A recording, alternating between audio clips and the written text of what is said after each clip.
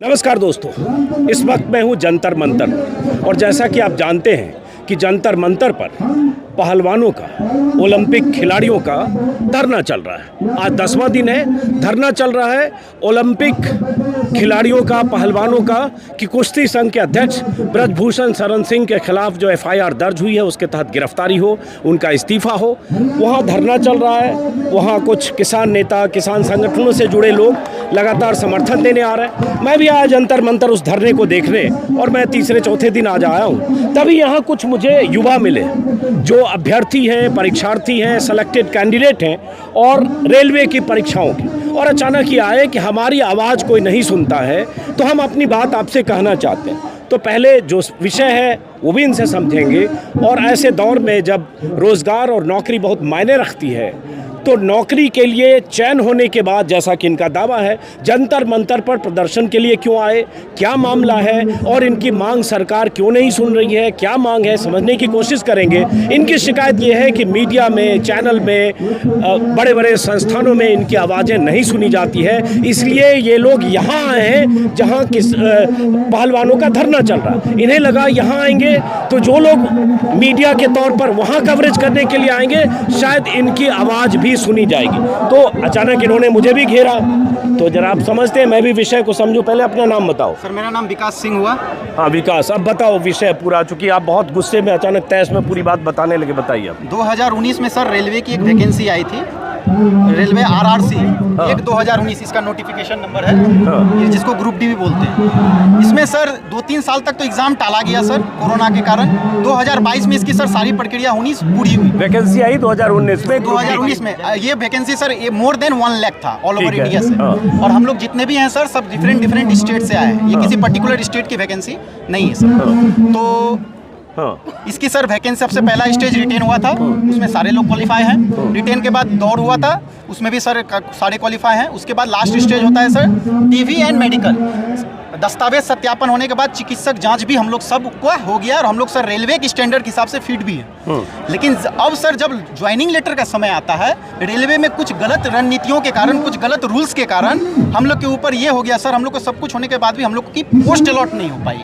मतलब हम लोग को जो पोस्ट मिलना चाहिए था वो पोस्ट नहीं मिल पाई। समझ में पूरी बात आ नहीं रही है कि अगर आप हर तरह से सेलेक्ट हो गए तो फिर पोस्ट नहीं मिल रही है। पोस्ट इसलिए नहीं मिल रही है सर क्योंकि ये रेलवे ग्रुप डी में 12 से 14 पोस्ट हैं टोटल, और सबके जिसके लिए अलग अलग मेडिकल स्टैंडर्ड बनाए गए, जिसमें सर A2 मेडिकल स्टैंडर्ड को सबसे उत्तम बोला जाता है। उसके बाद B1 स्टैंडर्ड, ये दोनों सबसे फिटेस्ट मतलब कैंडिडेट आते हैं। उसके बाद सेकेंड में सर B2 और C1 जो कि लोएस्ट मेडिकल स्टैंडर्ड वाले हैं।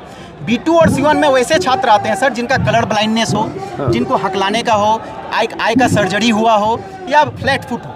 तो लेकिन समस्या ये नहीं है सर, समस्या है कि रेलवे इन लोगों के लिए भी अलग से पोस्ट बनाई हुई थी B2 और C1 के लिए, और इसमें अच्छी खासी सीट भी थी।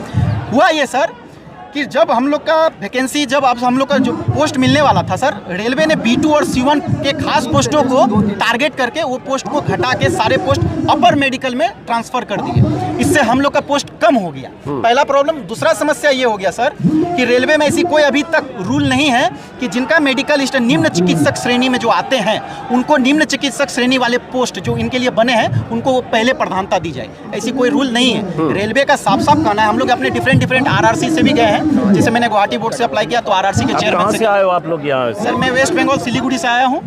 बाकी लड़के सब कहाँ से? अलग अलग स्टेट से। अच्छा।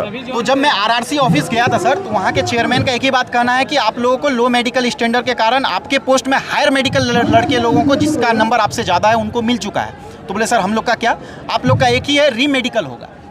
तो उन लोगों क्या दिक्कत है फिर? री मेडिकल में ये दिक्कत है कि सर किसी को कोई शारीरिक समस्या है, मान लीजिए सर किसी का हाथ टेढ़ा है, कोई कटा हुआ है, कोई कलर ब्लाइंडनेस, ये तो सर रातों रात बदलने वाली चीज नहीं है।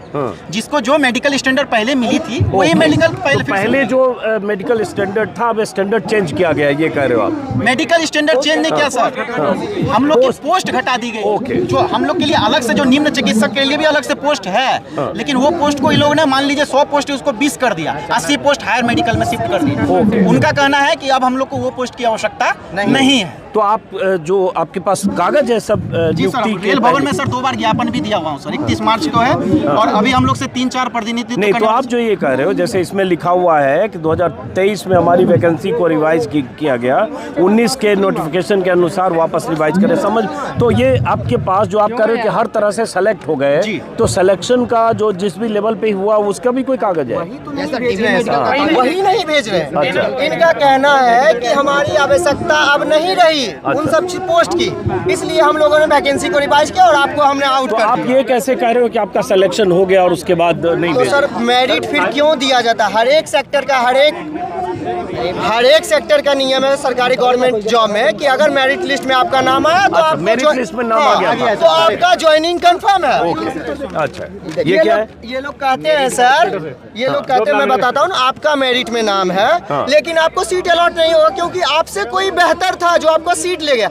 जब इन्होंने एक सीट पे एक ही बच्चे को बुलाया है तो फिर आप हमें ये जवाब दीजिए कि हमसे बेहतर वो कौन स्टूडेंट है जो मेरी सीट को ले गया। अच्छा, मेरिट लिस्ट में कितने बच्चों का था? मेरी लिस्ट एक सीट पे एक ही। टोटल कितने लोग टोटल अगर एक बोर्ड के पर्सनल किसी भी बोर्ड का बात किया, अगर सपोज कीजिए एक बोर्ड में अगर 15,000 सीट है तो 15,000 बच्चों को ही बुलाया गया।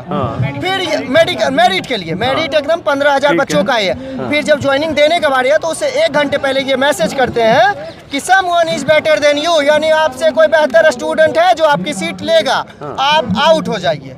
तो फिर 15,000 सीट में 15,000 बच्चों के अलावा कौन बच्चा? जरा समझाओ, चूंकि हम लोग उतना डिटेल नहीं जानते हैं, समझना भी चाहिए। जो कह रहे हो 15,000 को बुलाया गया, तो कितने लोगों में 15,000 का चयन हुआ, कैसे बुलाया गया? सर ये 2019 की जो वैकेंसी थी इसमें 1 लाख पद थे जिसमें 1.25 करोड़ से ज्यादा एप्लीकेंट ने अप्लाई किया था। ठीक है। और हम लोग जितने लड़के हैं सर, जितने बोर्ड में जितने वैकेंसी हैं उतने लड़के सिलेक्टेड हैं हम लोग सर। मतलब जितना सीट था उतना हम लोग सब सिलेक्टेड है। समस्या ये हो गई सर, मैं सर बता देता हूँ सर, समझ में इसलिए नहीं आता होगा, कुछ चीज़ समझना जरूरी है सर। अभी तक रेलवे में एक रूल है सर, जिसको हायर मेडिकल मिला है वो लोग लो मेडिकल में जा सकते हैं, उनको लो मेडिकल वाला पोस्ट मिला, क्योंकि लो मेडिकल सर मेन लाइन का ट्रैक वाला काम नहीं रहता है, तो इसलिए सबको वो जॉब चाहिए। लेकिन लो मेडिकल वाला हाई मेडिकल में नहीं जा सकता। इसके कारण जो अच्छे मेडिकल वाले छात्र थे जिनका ऑप्शन चुन लिए कि हमको C1 मेडिकल का ही पोस्ट चाहिए, उन लोगों को रेलवे ने दे दिया। इससे क्या हो गया सर कि हम लोग तो चूंकि अपग्रेड नहीं कर सकते, वो लोग लोअर ग्रेड में नीचे आ सकते हैं। हाँ। इसके कारण उन लोगों का सीट तो खाली रह गया सर। A2 और B1 का सीट अभी भी खाली है सर। अब हम लोग का सीट भर गया। अब हम लोग को अगर B1 या A2 आएगा, जो कि सर होने वाला संभव है, जिसका जो शारीरिक समस्या है वो कभी बदल सकता है सर। तो ये आप लोग यहाँ कितने दिन से ऐसे प्रदर्शन कर रहे हो, कहाँ कहाँ प्रदर्शन किया? सर हम लोग देखिए सर, पहले रेल भवन भी जा चुके हैं 2 बार, वहाँ पे 2 बार एप्लीकेशन लिखी दी है। उन्होंने आश्वासन दिया गया है कि इस पे कार्रवाई होगी, एक एक करके। हाँ, लेकिन अभी तक कोई सुनवाई नहीं हुई। मेन मुद्दा ये है सर कि हम लोग बाहर इस कारण से हो गए क्योंकि रेलवे ने हमारी जो सीटें नोटिफिकेशन के वक्त जो सीटें थे वो ज्वाइनिंग देते समय उस सीटें को कम कर दी और उसको अपर मेडिकल में कन्वर्ट कर समझ गया इनकी बात। तो ऐसे इफेक्टेड लोग कितने ऐसे अभ्यर्थी हैं? 5,000 ऑल ओवर इंडिया जो ऐसे इफेक्टेड है, जिनको जो भी चेंज हुआ मेडिकल वाला, उसकी वजह से वो नियुक्ति नहीं और मिली। इससे पहले सर, आज हम लोग सर 2019 के अंदर जो विज्ञप्ति निकाली थी उसमें पोस्टें थी B2 C1 की, लेकिन 2023 में जब पैनल अलॉट करना था उस टाइम पोस्टें घटा दी। 4 साल के अंदर पोस्टें बढ़नी चाहिए सर, इन्होंने घटाई किस आधार पे? कोई वैकेंसी तो करवाई नहीं 4 साल में, तो इसीलिए इन्होंने पोस्ट की अनुपलब्धता के कारण आपको पोस्ट नहीं मिली ऐसा बोल के हमें बाहर कर दिया सर। आप मेरिट लिस्ट में हो लेकिन पोस्ट नहीं है आपके लिए। मेरी मांग यही है सर, मेरी मांग यही है कि अगर हमने 1:1 में कैंडिडेट को बुलाया है और 1:1 में हम लोग सब गए थे, अगर आपको सीट घटाने ही थे तो आप जब नोटिफिकेशन निकाले थे उसी वक्त घटा देता। जो जिसका भी कलर ब्रांड थे, जो B2 C1 मेडिकल था, वो उस वैकेंसी के पीछे भागता ही नहीं। अगर हमने उस वैकेंसी में सीट देख करके उसको अप्लाई किया था और जब ज्वाइनिंग देने का बात आता है तो आप कहते हैं कि मेरे पास सीट अवेलेबल नहीं है, तो हमारे साथ एक प्रकार का रेलवे छल कर दिया सर, और इसका हमारे पास कोई जवाब नहीं है। तो इसके लिए लगा रहा है यहाँ पर कुछ बंदे ऐसे भी हैं जिनका मेडिकल स्टैंडर्ड भी फिट है, जो A2 A3 के कैटेगरी में B1 के कैटेगरी में भी आते हैं, और वो उनको भी सीट नहीं दे रहा है। इन लोगों को तो सीट खत्म कर दी है, जो कि बहुत गलत हुआ है इन लोगों के साथ, जिनके कारण बोल रहे हैं कि हमको हमारे पास लोग मेडिकल स्टैंडर्ड का सीट नहीं है। लेकिन हम जैसे कुछ भी छात्र हैं जिनका मेडिकल स्टैंडर्ड भी हाई है, A2 है, A3 है, B1 जो कि हाई में आता है, उन लोगों को भी सीट अलॉट नहीं किया गया। इसका फिर उसमें क्यों हुआ? उन्होंने इसका आरक्षण जो है ना, आगे क्या इनको नोटिफिकेशन में आया था कि वर्टिकल आरक्षण दिया जाएगा। जो ओबीसी के बंदे हैं, एससी एसटी के बंदे हैं, अगर ईवर कैटेगरी से सिलेक्ट होते हैं तो उनको ईवर कैटेगरी से सीट मिलेगी। लेकिन हुआ ये पैनल बनाते समय इन्होंने जो ओबीसी के बच्चे ईवर में गए थे उनको वापस कैटेगरी में डाल दिया गया। तो फिर हम लोग की सर जो नीचे वाले बचे थे मेरिट के पास, वो बाहर हो गए और उन्होंने जनरल की सीट खाली कर दी।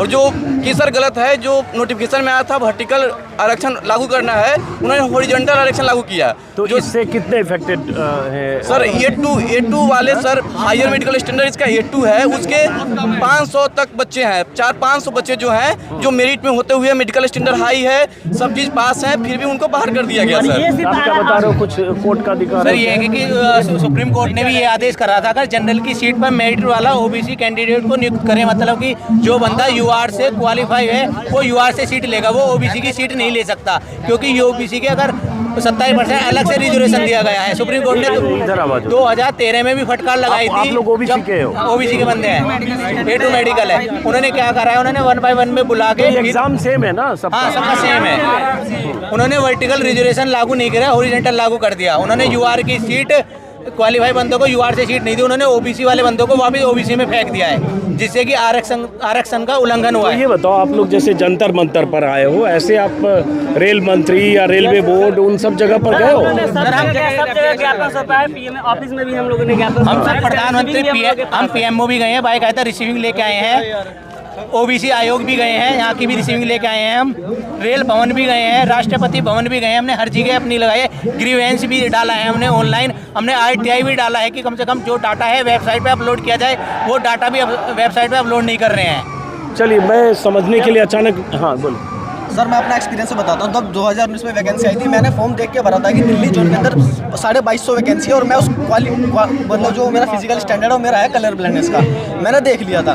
4.5 साल बाद जब मैं सब कुछ क्वालिफाई कर जाता हूँ, जब बिल्कुल ज्वाइनिंग की बात आती है, पोस्ट अलॉटमेंट से 1 घंटे पहले जैसे कहते हैं कि चीट करना, एक नोटिफिकेशन डालते कि जो आपकी जो 2250 वैकेंसी थी वो दिल्ली जोन के अंदर घटा के 500 या 550 कर दी गई है। तो एक तरह से हमारे साथ ये चीट करा गया है कि उस वैकेंसी को पार्टिकुलर उसी वैकेंसी को कम कर दिया गया है। अगर हम उस समय वैकेंसी नहीं होती हम नहीं भरते, और हमने सब कुछ क्वालिफाई करा। हमारी डिमांड ये है कि जो बंदा क्वालिफाइड है उसे पोस्ट देनी चाहिए, जिसका मेडिकल हुआ है उसे पोस्ट मिलनी चाहिए, यही हमारी मांग है, और कोई हमारी ज़्यादा मांग है। चलिए, हमारी मांग